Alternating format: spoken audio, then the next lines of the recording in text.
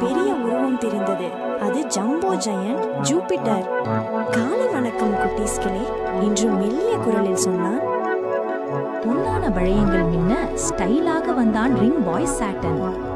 டடா, style king வந்துட்டேன்.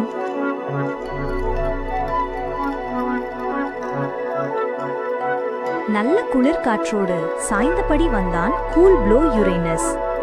ஹே, எல்லாரும் நலமா என்று.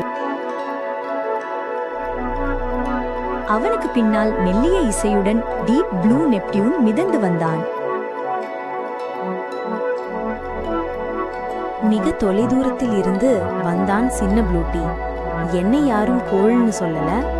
உடனே அப்பா சூரியன், மகனே, நீ எப்போதும் எங்கள் குடும்பமே என்றார்.